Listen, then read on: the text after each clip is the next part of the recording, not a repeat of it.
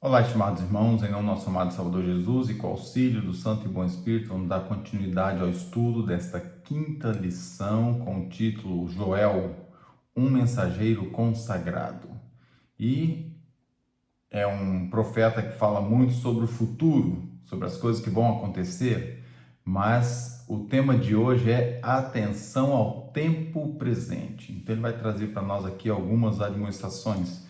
É interessante notar alguma curiosidade sobre Joel, porque ele traz arrependimento, jejum, oração, consagração coletiva, vem trazendo sobre a volta de Jesus.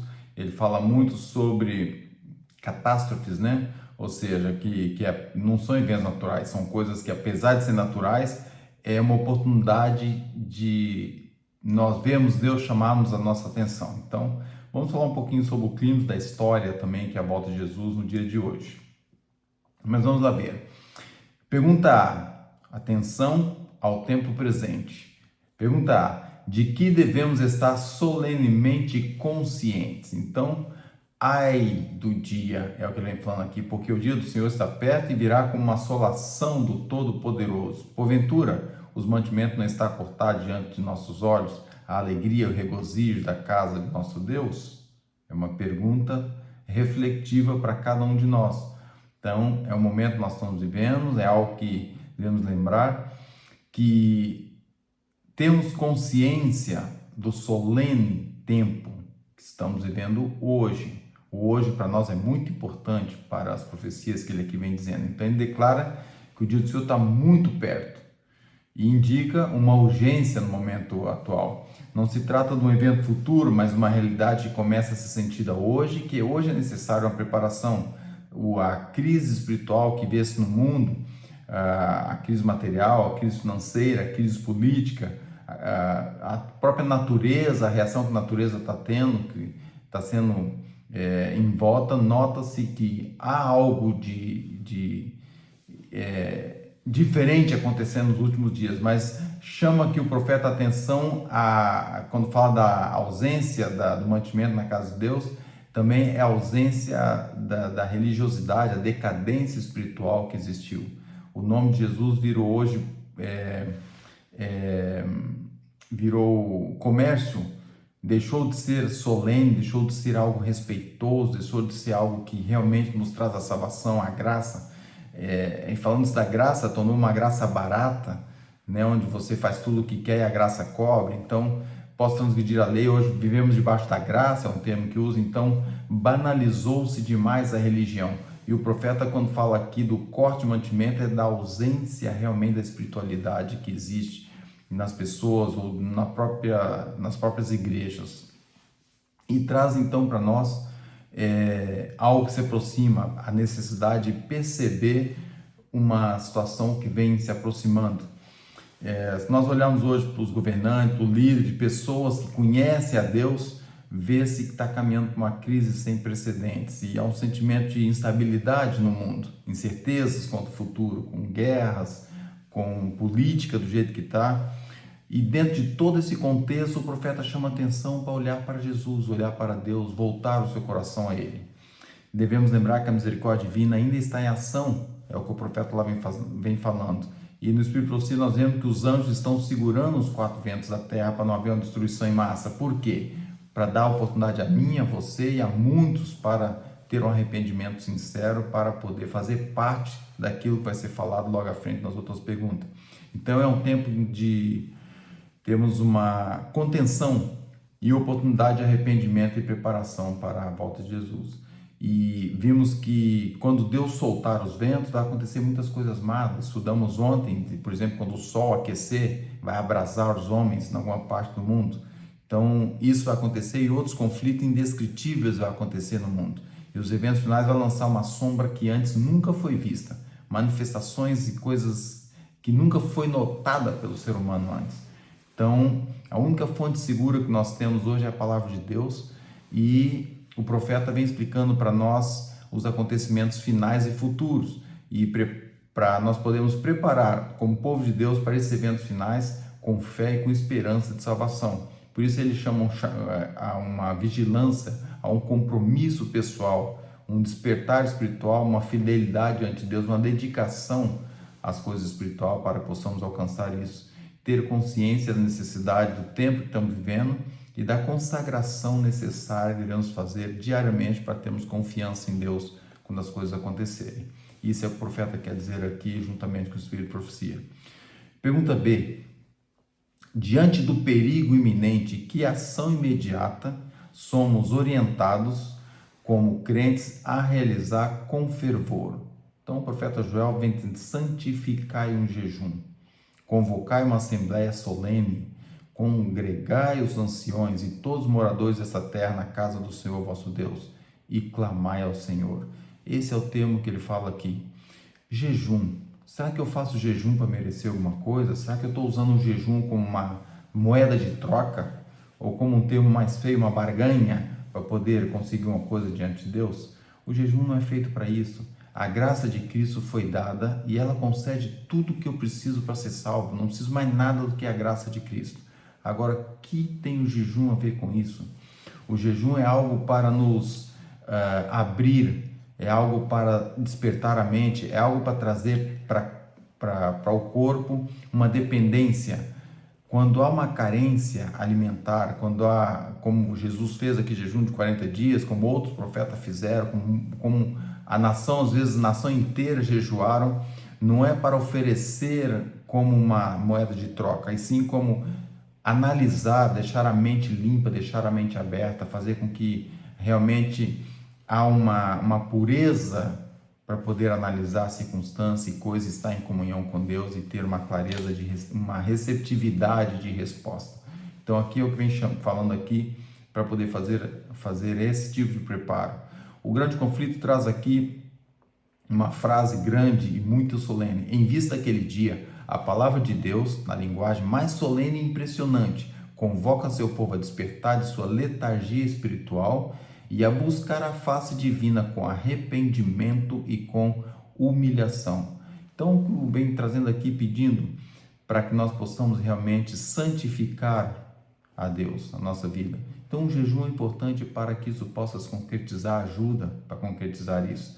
É como uma cedência, é como humilhação, é como o apóstolo Paulo dizia, né? Eu entrego o meu corpo, eu debato o meu corpo, eu subjugo o meu corpo. E isso é que é preciso fazer para que o espiritual possa falar mais alto. Então a resposta é algo, essa situação tem que ser algo pessoal, né? Independente de outros, mas algo pessoal. E quando fala aqui dos anciões, moradores da terra, são chamados a congregar na casa do Senhor, a resposta, devemos lembrar que, apesar da salvação ser individual, uma família unida fica muito mais fácil para alcançar alguns objetivos. E a família depois na igreja leva também a igreja e alguns que estão ali a tomar uma decisão mais fácil. Então, por isso fala aqui da comunidade da fé, da necessidade de estarmos juntos. E o povo é orientado a chamar a Deus com uma sinceridade, com urgência. Quando fala trocar a trombeta, simboliza o anúncio claro da verdade, falar a outras pessoas dessa verdade.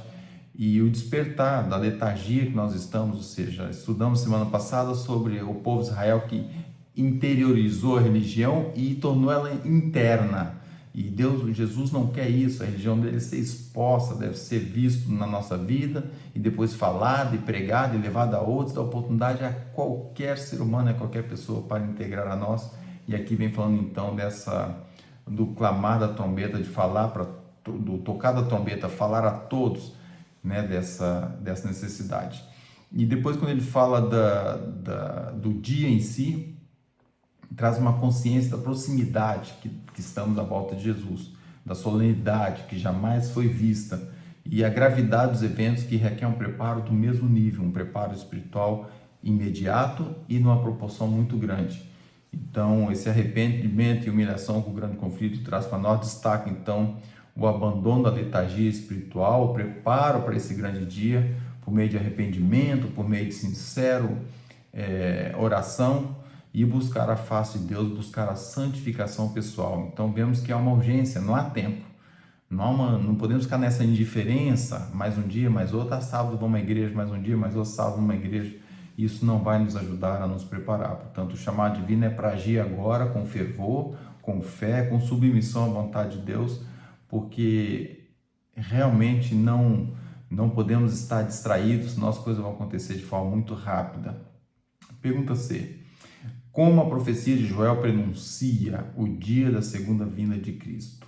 Então, como é que essa profecia vem falando? Diante dele um fogo que consome e atrás dele uma chama que abrasa. A terra diante dele é como o jardim do Éden, mas atrás dele desolado e deserto. Então, aqui vem trazendo um 880. Nós vimos que esse comentário de Joel é essa manifestação da glória, né, do Senhor, irresistível para um e solene e agradável para outros. É um fogo consumidor e, ao mesmo tempo, uma salvação para outros. Executar o juízo para um e levar os outros para uma glória eterna. Então, vemos que essa passagem ela traz aqui vários fatores, inclusive quando fala ali do jardim do Éden, ou desolado deserto, é o impacto universal que vai ter esse evento. Então, vai trazer libertação e condenação. E devemos lembrar que o profeta ele traz uma explicação muito completa dentro de todo esse texto. Quando ele fala ali do cavalo, um exército em ordem de combate, ele está querendo dizer da autoridade com que Jesus vem a essa terra e a inevitabilidade do combate. Ou seja, não tem como evitar, é algo que vai acontecer, algo que Jesus, quando vem, ele vem mesmo e com grande solenidade, terror para o despreparado e alegria para os que estão preparados. Então vemos que no rosto de alguns vai ter terror, no rosto de outros vai ter grande alegria. E esse detalhe ele ecoa essa reação dos que não se prepararam para encontrar com o Senhor. E a descrição do livro primeiro escrito, Cristo vindo nas nuvens com glória, os anjos, o poder celestial, o fogo, a trombeta, os olhos como chama, corresponde às imagens proféticas que o profeta Joel vinha falando ali. E devemos lembrar que essa segunda vinda ela vai marcar o encerramento da história do pecado e o início da recompensa ali dos fiéis. E a profecia não foi dada apenas para informar. Devemos lembrar que ela foi nos dada para nos preparar, para que possamos lembrar que é um tempo muito solene e que o conhecimento desses eventos, quanto mais estudarmos, vai nos conduzir à vigilância, vai nos conduzir a uma santidade, vai nos levar a realmente a esperança da breve volta de Jesus. Nós estamos vivendo um tempo sossegado, tempos tranquilos. Eu creio que a maioria de nós que estamos vendo esse vídeo, ouvindo essa explicação, estamos tranquilinhos no nosso telemóvel, com fone de ouvido, até não, no próprio telefone ouvindo. Mas há irmãos nossos que estão em guerra, que estão presos, que estão passando aflições, estão passando necessidade, estão passando fome, estão passando desespero. E eles devem estar num clamor da volta de Jesus, que é uma coisa impressionante. E por que nós não estamos também? Será que estamos tão cômodos que estamos deixando as vidas passar, as coisas acontecerem? Então, assusta às vezes a nosso comodismo. Vemos que a religião no mundo hoje virou comércio, Jesus virou comércio. Acabou aquela solenidade, as pessoas usam Jesus para as coisas. Em vez de Jesus usarmos nós para salvar mais almas, para irmos fazer algum trabalho, está invertida a ordem das coisas. Então, o mundo está virado do avesso. Mas nós, como cristãos, como adventistas do sétimo dia, como adventistas que estão no movimento reformador, devemos lembrar da necessidade de realmente fazer uma reforma pessoal a cada dia, escrutinar o nosso coração, o que eu preciso ainda mudar, o que eu estou errado, eu esqueci de perdoar alguém ou estou orgulhosamente segurando um rancor contra alguma pessoa. Isso vai nos levar à perdição. Então devemos esquadrinhar o coração, buscar realmente a santificação pessoal, e isso vai fazer com que possamos estar hoje apto à volta de Jesus. Se Jesus voltasse essa madrugada, estaria eu salvo? Essa é a pergunta que devemos fazer a cada noite ou a cada manhã. Senhor, ajuda-me a contribuir para salvar mais almas, ajuda a ser um cristão que vou dar bom testemunho de Ti, ajuda-me a ser fiel a Ti, e ao fim do dia, Senhor, prepara-me que se essa noite o Senhor pedir a minha vida, eu possa estar salvo. Então, esse é meu sincero, esse é meu desejo para mim, para todos vocês nesse dia. Lembrar que o tema de hoje é atenção ao tempo presente, atenção ao hoje, atenção como é que está a sua vida religiosa hoje. Se há um pecado acariciado, se há um pecadinho, um balinho daquele pequenininho que você precisa vencer, seja o que for, vença, para que Deus possa, através do Espírito Santo, preparar o seu coração, preparar você, e o seu empenho vai fazer com que você seja salvo ou não. Não é você ser melhor do que ninguém, não é você estar puro, não é você ser perfeito, que isso não vai acontecer, mas o seu empenho, você está lutando, você está buscando a santificação, isso vai fazer toda a diferença, que a graça de Cristo possa estar presente em nossa vida e possamos realmente abrir a porta quando Ele bate, para que o Espírito Santo possa fazer morada e nos moldar e nos preparar, nos santificar para recebermos a chuva serôdia. Devemos lembrar que a porta da graça vai fechar para nós, a porta da graça vai fechar para nós quando vier o sinal da besta, ou seja, quando for assinalado o sinal da besta, já fechou o sinal da graça para nós que somos conhecedores da tripla mensagem angélica. Então devemos ter consciência de que nós não temos um aviso, além dos tantos que já temos, não é algo que vai marcar assim, prepara-te agora. E mesmo se houvesse, quem não estivesse preparado não ia conseguir preparar-se de um dia para outro. Então que Deus nos abençoe para que possamos ter a atenção ao tempo presente, que é o tema da nossa lição de hoje. Deus nos abençoe e dê sua graça para isso. É meu sincero desejo para mim e para todos os irmãos que estão ouvindo esse vídeo. Deus abençoe a todos. Amém.